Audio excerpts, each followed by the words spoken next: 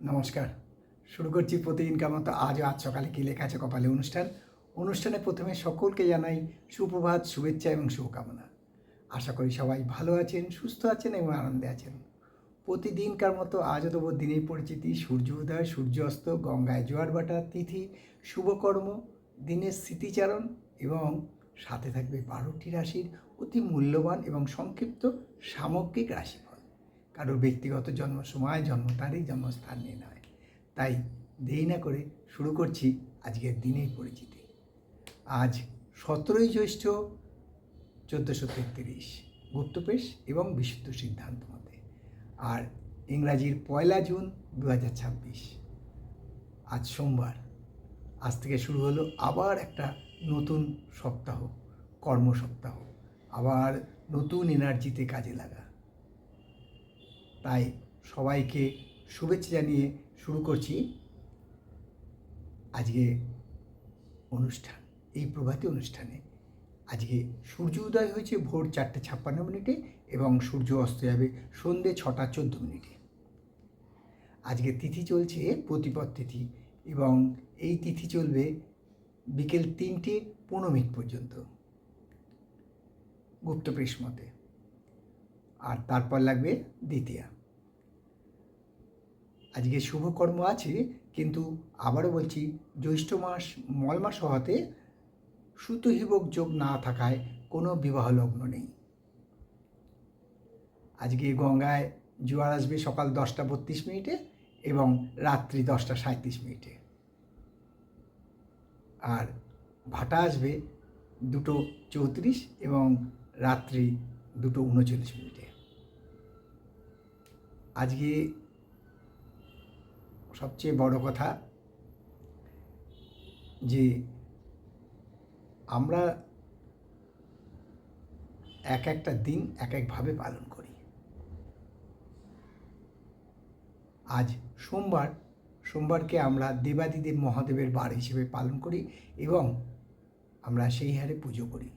অর্থাৎ যদি প্রতি সোমবার কেউ দুধ, গঙ্গাজল, সিদ্ধি, ঘি এবং মধু দিয়ে, যদি দুধ না পান দই দিয়ে স্নান করান এবং দেবাদিদেব মহাদেবের গায়ত্রী মন্ত্র খুব কম করে 28 বার জপ করে আপনার মনোবাঞ্ছা বলেন, তা পূর্ণ হবেই।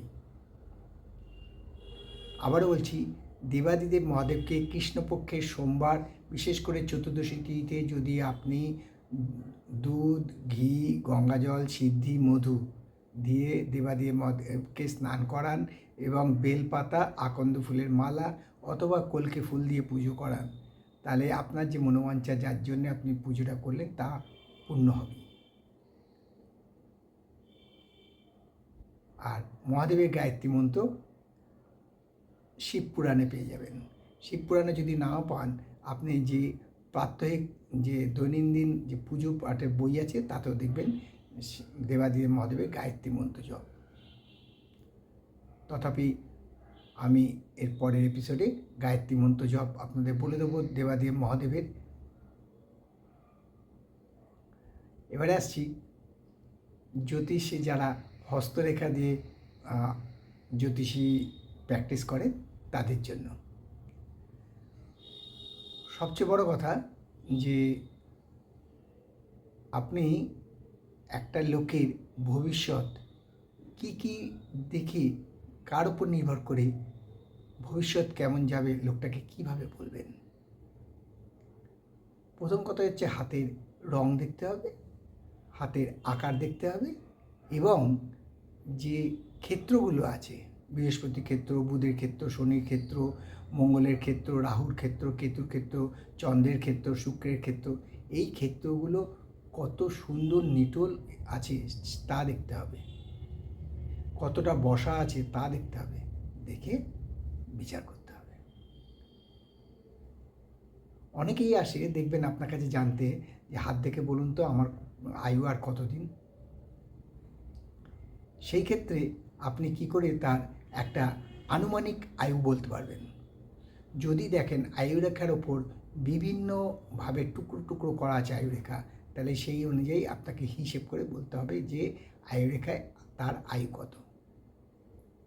যদি দেখেন আয়ুরেখার নিচের দিকে অর্থাৎ কবজির দিকটা, হাতের কবজির দিকে আয়ুরেখার অনেকখানি মুছে গিয়ে উপর থেকে উঠেছে, তার মানে তিনি ছোটোবেলায় খুব বড় রোগে ভুগেছেন। এবারে যদি দেখেন আয়ুরেখার মাঝখান দিয়ে কাটা আছে, তাহলে বুঝতে হবে তার মধ্য বয়সে কোনো মানে প্রাণঘাতীমূলক রোগ হতে পারে। সেখানে যদি যোগ থাকে কোনো সূক্ষ্মরেখা দ্বারা, তাহলে তিনি আবার প্রাণ ফিরে পাবেন, অর্থাৎ তিনি সেই রোগের সাথে লড়াই করে জিতে যাবেন। এবারে যদি দেখেন একদম যেখানে গিয়ে শিরোরেখার সাথে বা হৃদয়রেখার সাথে আয়ুরেখা মিশেছে, সেখানে যদি এই আয়ুরেখা মুছে গিয়ে থাকে, তাহলে জানতে হবে তিনি আর বেশি দিন ইহলোকের নেই, ইহলোকে মায়া ত্যাগ করে পরলোকে যাবেন। এইভাবে আপনাকে বিচার করতে হবে। এবং আয়ুরেখা যদি ডিপ এবং গভীর হয়, তাহলে বুঝতে হবে তিনি রোগ ব্যাধির সাথে লড়ার ক্ষমতা আছে, অর্থাৎ তিনি নিরোগ বলতে পারবো না, কিন্তু তার রোগ ব্যাধি কম হবে। আর যদি দেখেন যে আয়ুরেখা খুব শীর্ণ এবং দুর্বল রেখা, তার মানে তিনি প্রায় রোগে ভোগেন। এরপর আমি বলবো যে পেটের রোগে ভুগছে লোক কী করে আপনি বুঝবেন এবং কোথার থেকে আপনি আন্দাজ করবেন। তবে জ্যোতিষশিক্ষা আসরে যদি আপনি সাবস্ক্রাইব করেন, তাহলে জ্যোতিষশিক্ষা আসরে আমি বিশদ আলোচনা করি, সেখানেও আপনার প্রশ্ন রাখলে আমি প্রশ্ন উত্তর দেবো। এই যে আলোচনাটা করলাম, এই আলোচনাটা করার জন্য আমাকে সৌরেন রায়চৌধুরী বারাসাত থেকে অনুরোধ করেছিলেন। এবারে আসি 12টি রাশির সংক্ষিপ্ত এবং সামগ্রিক রাশিফল।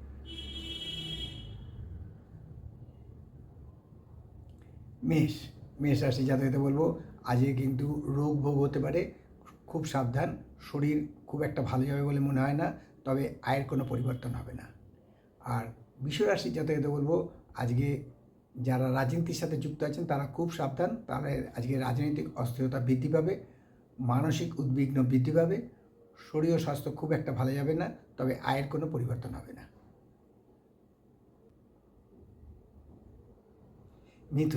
মিথুন রাশি জাতকদের বলবো যারা ব্যবসা সাথে যুক্ত আছেন বা ব্যবসা যাদের মূল অর্থ উপার্জনের রাস্তা, আজকে তাদের লাভ আছে, অর্থাৎ আজকে ব্যবসায় প্রগতি এবং উন্নতির যোগ বিদ্যমান। শরীর ও স্বাস্থ্য ভালো থাকবে, আয় বৃদ্ধির সম্ভাবনা আগেই বলে দিলাম। আর কর্কট রাশি জাতকদের বলবো খুব সাবধান, আজকে কোনো কারণে মিথ্যে বদনাম হতে পারে বা অপবাদ হতে পারে, মান যশ হানি হতে পারে। শরীর স্বাস্থ্য খুব একটা ভালো যাবে বলে মনে হয় না, তবে আয়ের কোনো তারতম্য হবে না। সিংহ রাশির জাতকদের বলবো আজকে খুব সাবধান, যারা মোটর সাইকেল স্কুটার এসব চড়েন তাদের জন্য বলবো সাবধান, কারণ আজকে আপনার দ্বিচক্রযানে বিপদ হওয়ার সম্ভাবনা প্রচণ্ডভাবে বিদ্যমান। ফলে শারীরিক অবস্থার খুব একটা উন্নতি নেই, আয় হ্রাস পাওয়ার সম্ভাবনা আছে।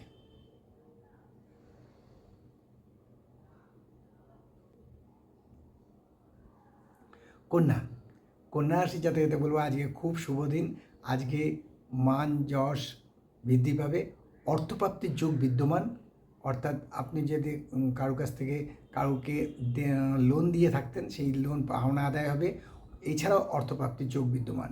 শরীর ও স্বাস্থ্য ভালো থাকবে, আয় বৃদ্ধি তো আছেই বলে দিলাম। আর তুলা রাশি জাতকদের বলবো যারা চাকরিরত তাদের কিন্তু আজকে কর্মক্ষেত্রে স্থান পরিবর্তন হওয়ার সম্ভাবনা প্রচণ্ডভাবে বিদ্যমান। শরীর ও স্বাস্থ্য মধ্যম, আয় বৃদ্ধির সম্ভাবনা একটু কম। বৃশ্চিক রাশির জাতকদের বলবো যে আজকে ভাগ্য খুলে যাবে, যাকে আমরা পরিভাষায় বলি ভাগ্যোদয়। শরীর ও স্বাস্থ্য ভালো থাকবে, আয় বৃদ্ধির সম্ভাবনা আছে। আর ধনুরাশি জাতকদের বলবো আজকে কিন্তু অ্যাংজাইটিসের মধ্যে দিনটা কাটবে, উৎকণ্ঠা উদ্বিগ্নতা বৃদ্ধি পাবে, ফলে মানসিক শান্তি বিঘ্ন ঘটবে। শরীর যাদের সুগার হাই ব্লাড প্রেশার আছে বা সাইনাস আছে তারা খুব সাবধান, তবে আয়ের কোনো পরিবর্তন হবে বলে মনে করি না।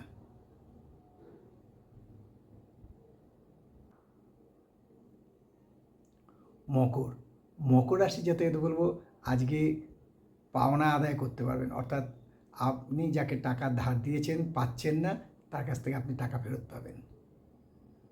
শরীর ও স্বাস্থ্য ভালো থাকবে, মানসিক চিন্তা দূর হবে, মানসিক শান্তি বৃদ্ধি পাবে।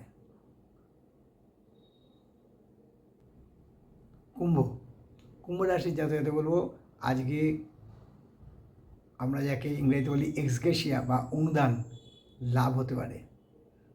ফলে মানসিক শান্তি বৃদ্ধি পাবে, শরীর ও স্বাস্থ্য ভালো থাকবে। আর সর্বশেষ রাশি মীন রাশি। মীন রাশির জাতকদের বলবো, খুব সাবধান, কপটতা, ছলতা এইসব এড়িয়ে চলুন, নাহলে কিন্তু বিপদ হতে পারে। আমরা একটা কথা প্রচলিত আছে, অতি চালাকে গলায় দড়ি, সেই অবস্থা না হয়, তাই এ ব্যাপারে সাবধান। শরীর স্বাস্থ্য মধ্যম থাকবে, আয়ের কোনো পরিবর্তন হবে না। এই হলো 12টি রাশি নিয়ে আজ সকালে কী লেখা আছে কপালে অনুষ্ঠানে 12টি রাশির সংক্ষিপ্ত এবং সামগ্রিক রাশিফল। কারোর ব্যক্তিগত জন্ম সময়, জন্ম তারিখ, জন্মস্থান নিয়ে নয়। তাই শেষ করার আগে আবার বলি যে মা দশমাবিদ্যার কৃপায়, দেবাদিদেব মহাদেবের কৃপায় এবং শঙ্খচক্র গদাপদ্মধারী নারায়ণের কৃপায় সবার মঙ্গল হোক, সবার ভালো হোক, সবাই সুখে থাকুক, শান্তিতে থাকুক, এই কামনা করে আজকের অনুষ্ঠান শেষ করলাম। আবার আগামীকাল পাতে দেখা হবে। ততক্ষণ ভালো থাকুন, সুস্থ থাকুন, আনন্দে থাকুন। নমস্কার।